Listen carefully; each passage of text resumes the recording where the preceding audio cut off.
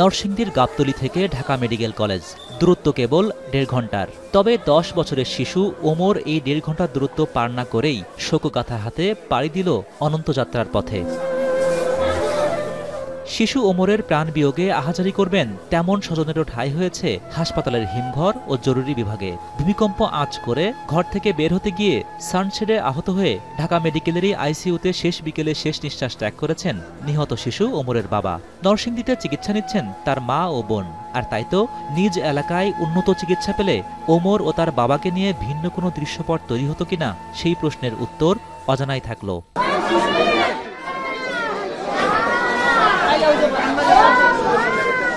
ভূমিকম্পে দেয়াল ধস, বহুতল ভবনের কর্মরত শ্রমিক আতঙ্কিত হয়ে সিঁড়ি দিয়ে নামতে গিয়ে আহত এমন শতাধিক সেবাপ্রত্যাশী এদিন ছুটে যান জাতীয় অর্থোপেডিক হাসপাতালে। তাৎক্ষণিক এত রোগীর চাপে কিছুটা বিশৃঙ্খলার অভিযোগ ওঠে সেখানে।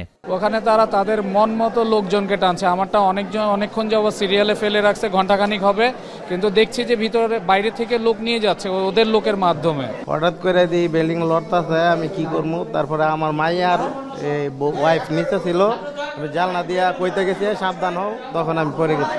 আমি চোখে দেখতেছি কি যে ওয়াল এই পিলারের থেকে মনে শরীরে বাহিরে যাইতেছে গা ওয়াল। ওই মুহূর্তে আমি ভিতরে এই মাথার উপর লাফ দিয়ে ভিতরে পড়ে গেছি। তবে চিকিৎসা সামগ্রী ও চিকিৎসকের কোনো ঘাটতি না থাকার দাবি করেছেন হাসপাতালটির পরিচালক ডাক্তার মোহাম্মদ আবুল কেনান। এবং আমরা সার্বক্ষণিক লজিস্টিক সাপোর্ট সহ আমাদের এখানে যে সমস্ত চিকিৎসাগত দিক থেকে ইমার্জেন্সিতে যেগুলো দরকার, চিকিৎসক সহ প্রয়োজনীয় সংখ্যক টিম আমাদের রেডি আছে। আমরা ইনশাল্লাহ এখানে এই নিটোর হাসপাতালে যারা চিকিৎসা নিতে আসবে ইনশাল্লাহ আমরা তাদের চিকিৎসা সঠিকভাবে দিতে পারবো বলে আমরা বিশ্বাস করি।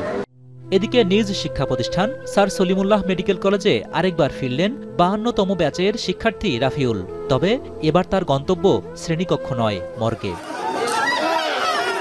ভূমিকম্পে পুরান ঢাকার আরমানিটোলায় রেলিং ভেঙে প্রাণ গেছে শিক্ষার্থী রাফিউল সহ আরও 3 জনের। আহত হয়ে চিকিৎসা নিয়েছেন আরও অর্ধশত।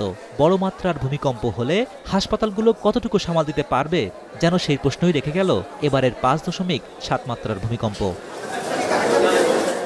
হোসেন জাহিদ, এখন, ঢাকা।